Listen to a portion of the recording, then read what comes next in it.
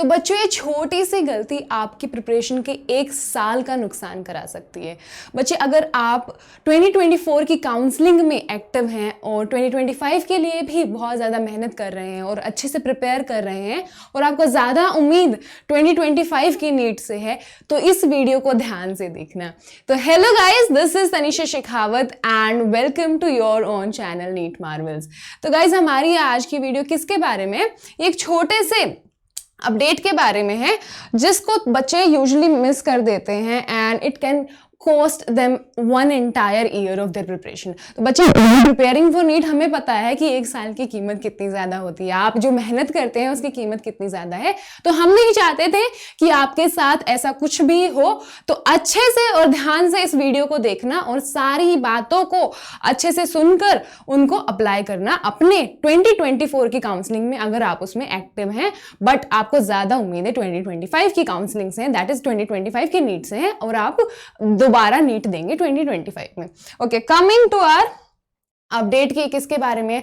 तो बच्चे क्या होता है कि एक राउंड होता है, फाइनल राउंड, जो हमारा एक स्पेशल राउंड होता है काउंसलिंग में, नीट की काउंसलिंग के टाइम पे एमसीसी के द्वारा। तो उसमें क्या होता है कि हमारी जितनी भी सीट्स बच गई उनका एक राउंड कंडक्ट कराया जाता है। तो उस राउंड में क्या स्पेशल बात है बच्चे, जो आपको बहुत ही ज्यादा अच्छे से याद रखनी है कि अगर आप उसमें पार्टिसिपेट करते हैं और अगर आपको उसमें मिल जाती है सीट, लेट्स से कि आपको सीट अलॉट हो गई, तो आपको उस सीट को ज्वाइन करना ही पड़ेगा।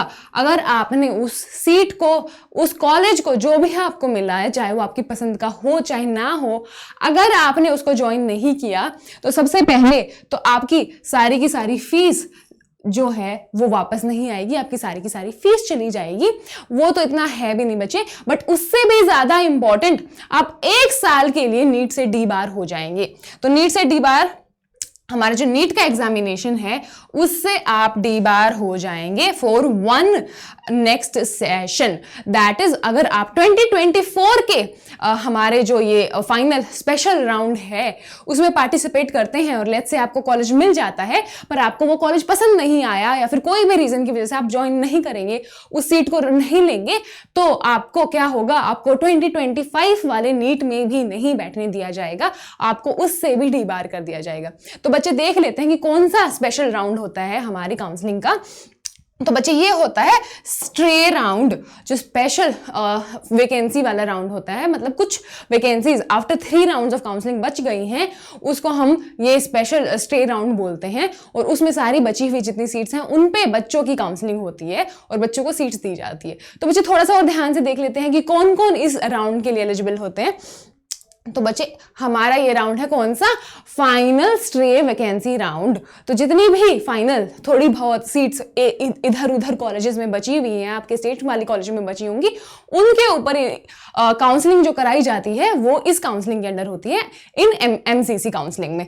तो बच्चे हम देख लेते हैं, ये हमारा नोटिफिकेशन आया था इसके बारे में, उसमें कुछ सेलिएंट फीचर्स दिए गए थे जो मुझे लगा काफी इंपॉर्टेंट है बच्चों को बताना।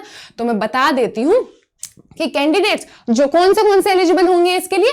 तो बच्चे जो कैंडिडेट्स जो अभी तक कोई सीट होल्ड नहीं कर रहे हैं, ना ही ऑल इंडिया वाले कोटा में और ना ही स्टेट कोटा में, वो इस फाइनल जो स्ट्रे राउंड है, स्ट्रे वैकेंसी राउंड, उसके लिए एलिजिबल होते हैं सबसे पहले। तो आपका अभी किसी भी कॉलेज में एडमिशन नहीं होना चाहिए।